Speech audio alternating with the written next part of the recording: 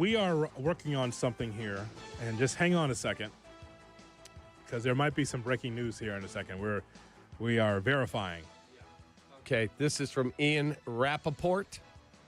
Sources: the Bears are expected to trade for Chiefs All-Pro guard Joe Thuney as Chicago continues to load up the offensive line.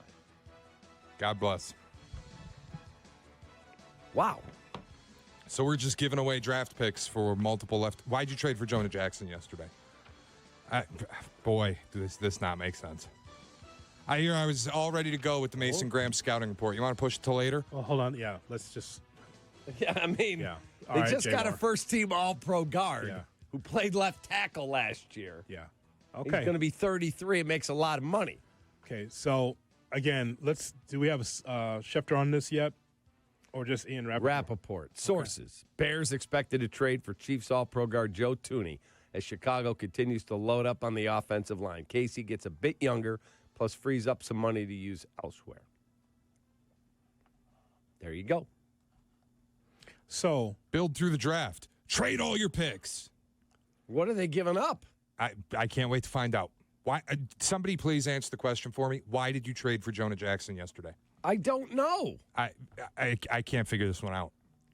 now I said no shot. We just went through this in our last segment, and I said no shot. I would not do that based on age. Is not because he was a Chief. It's just because it's based on age. Now, do you have experience at that spot? Sure, but again, I'd like to know what as you mentioned, Cap. What is the other side of the compensation? Right. Is it a high draft pick? It can't be. He only has 1 year left on his deal, and you're going to probably have to pay him. You're going to probably have to sign him to a 1 year extension on top of it. Okay. So let's take a look at the offensive line now, Cap. If this story is true, and again, I'm just waiting for someone else to give the report on Joe Thuney. He would be at what position? Left guard or right guard? Because you got Jonah Jackson. Jonah Jackson is the left guard on the team, and the right guard is. Neither of them are going to play right guard. Neither of them have ever done it in their career. And it's not just, people think it's just plug and play. It's not. It's not going to happen. Here's what's going to happen, in my eyes. Braxton Jones, dead man walking. We just talked about it. Joe Thuney's left tackle, and Jonah Jackson's left guard. And Braxton Jones is... It's gone. See ya.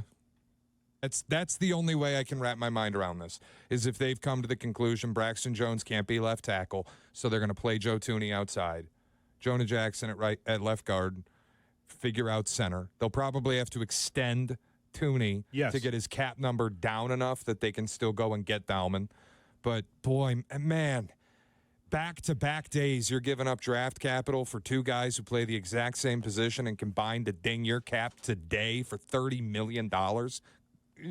To be clear, you just 26, but yeah, I get your point. So, but Shay, to be clear, did we just not go through what position Thuney has played in his career? Did we just go through that? Him and Jonah Jackson, center, right? Who are you talking about? Thuney.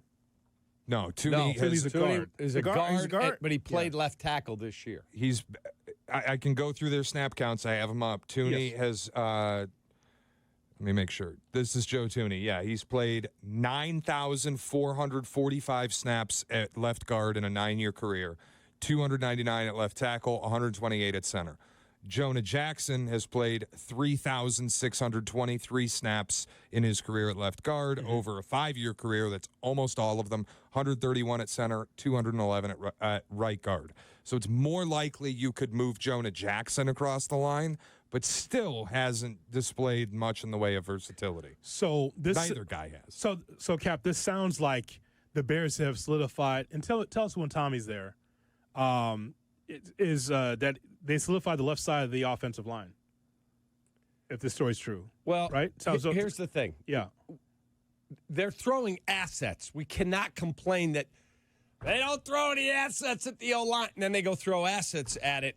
An all-pro first-team 2024 player, albeit he's 33. Speaking of assets, you've been screaming, Cap, that you want to do this through the draft. In the last 2 days, what they've done is they've dealt their draft cap. Tommy, well, do here's it the my right question. way. Are they giving up a draft pick, or are they giving up Braxton Jones in this deal? Well, I don't know. Well, tell me this, both of you. Do you feel like they've solidified their left side of their line with this then? Well, yeah, they're going to run the tush push to the left every single running play. They're just going to stack left guards, Jonathan. Well, so you're going to play him. He's going to be a guard.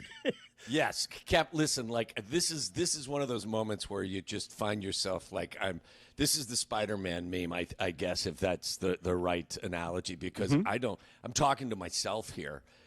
Like, Joe Thuney's a hell of a football player. Yeah, he's first team All-Pro the last 2 years.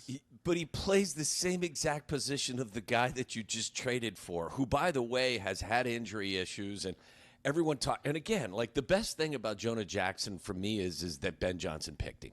That's like, and this is why I wanted Ben Johnson, because Ben knows what a good offensive line looks like. And everyone is touting he was a Pro Bowler. He was a Pro Bowler the way that Mitch was a Pro Bowler.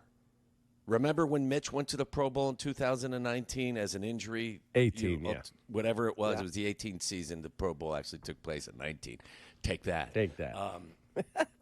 But look, I mean, Joe Thuney's a hell of a player, but now you've got – I think Sylvie mentioned this yesterday. Maybe it was Chris who mentioned it, that, you know, I think that Ryan Poles has kind of given you the breadcrumbs for this with regard to how he feels about late round picks. And yeah, it was Chris who was mentioning it last night. And, you know, he's told you that 6th, 7th round picks are not meaningful the way they were years ago, because NIL has changed the landscape in college football. Where if you're going to be a late 5th, 6th, or 7th round pick, what are these guys doing? They're staying in school because they make more money there. You know what I'm saying? Or there's a potential for that.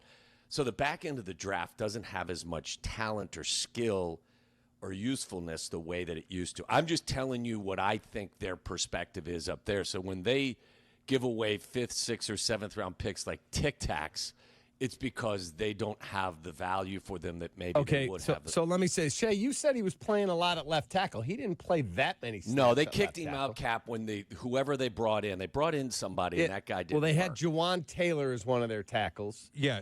Taylor's on the other side, isn't he? But he got banged up. They had to reshuffle things. I said it was by necessity at the end of the season, because they didn't have a left tackle, period. And he played left tackle in the Super Bowl, and he got punked. If you play him at left guard, you're set at okay, left here's guard. here's his numbers from this year. First team All-Pro, Pro Bowl. Yeah. He was rated 12th of all 135 qualified guards. He was 5th in the NFL in his pass block grade. 1 penalty in 1,115 snaps and 0 sacks allowed. He's a hell of a player. I would just say this as well. If you're okay with this decision, but you didn't want to open your brain to a trade for Myles Garrett, I think you need to see a football doctor.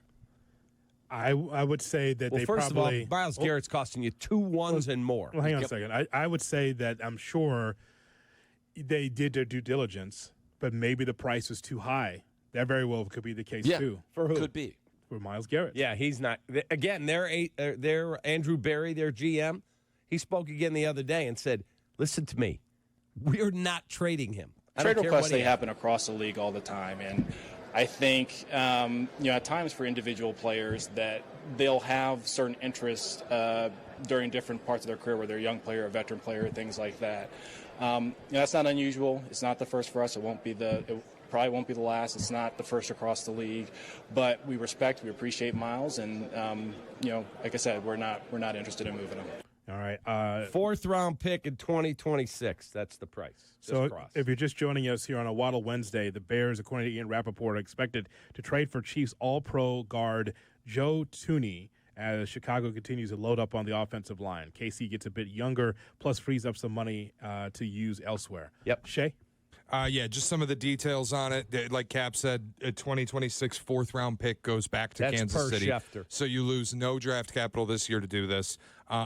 Just the last 2 days, full accounting, updated cap hit on Jonah Jackson, is $17.5 million. The Bears cap hit on Jonah Jackson, $17.5 million. We assume the cap hit on Joe Thuney before, if they extend him, $15.5 million. So $33 million invested at left guard last 2 days. All right, our election coverage continues here on the Waddle Wednesday. Wow. As Joe Thuney, now a Chicago Bear, More in a moment here on ESPN